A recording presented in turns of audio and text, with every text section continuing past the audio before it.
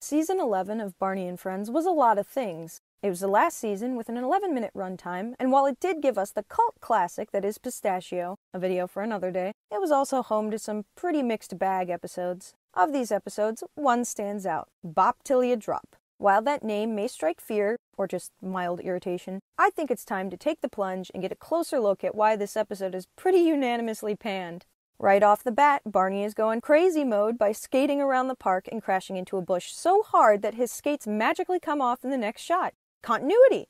Baby Bop shows up once the unrelated to the plot skating is over and wants to find someone to play with her and her new balloon. I know it's been repeated ad nauseum by now, but Dean Wendt's performance here is just not great. The way he says, "It's very pink," about Baby Bop's balloon is so flat that they may as well have recorded this take off of Bro's answering machine. After some musical flailing, Baby Bop scours the park for someone to play with her. Everyone seems to be too busy, or they just psych her out like Lily does. In her frustration, Baby Bop lets go of her balloon and has a certified sad moment. Barney immediately knows what happened despite BJ being like 4 feet from him and not knowing.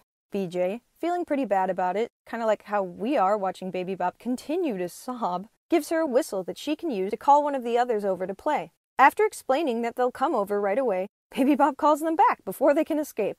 Baby Bop leads a game of Looby-Loo before using her whistle again. Already drunk with power, Baby Bop reminds the gang that they're supposed to be doing what she wants them to do. A game of London Bridge is held, and everyone is already pretty reluctant by this point. BJ gets teased, and Barney is just sort of there. Unfortunately for Baby Bop, everyone hightails is out of there and her whistle no longer works. Barney explains that the reason why the gang was constantly looking like they wanted to get out of there is because Baby Bop never conceded to playing one of their games instead. This scene is honestly low-key funny because of this reaction shot after Baby Bop asks if she's being bossy. It's like they want to say it's so bad, but they can't. Baby Bop does apologize once everyone comes over again, and Barney reminds her that it's important to take turns and not be bossy. The gang get Baby Bop a new balloon to make up for the one she'd lost, and she thanks each of them, including Barney, despite him not being on the balloon retrieval team. Barney closes the episode out with "A Friend Like You" and another milquetoast wave at the probably by now asleep audience.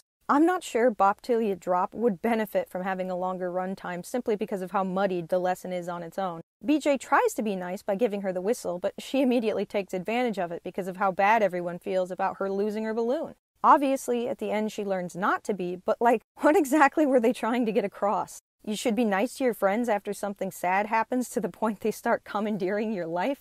I know it's a lot more simple than that. Durr. But this is where the conflict episode structure really struggles. Baby Bop is written out of character, and while you do expect some character beats to be repeated over the years, e.g. learning the alphabet multiple times, this doesn't really count. Barney is just weirdly lethargic here, and only really pops in occasionally to bestow his Dino Wisdom on Baby Bop. I'm not saying he should have been lecturing her the whole time like he does in certain episodes around this time, but he also gets pushed around with the other NPCs. The funny thing is, the Bossy plotline was redone as a frame story for the Season 12 episode Rift to the Rescue, a Wild West adventure, in which Baby Bop is playing a Bossy character, and it turned out a lot better. We might have to take a look at that episode sometime.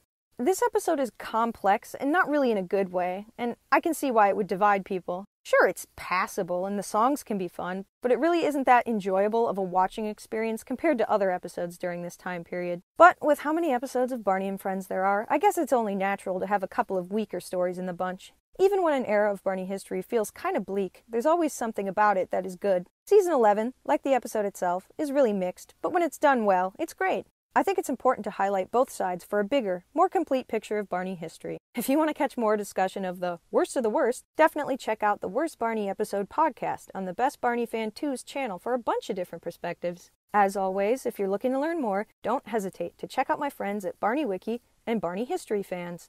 Thanks for watching!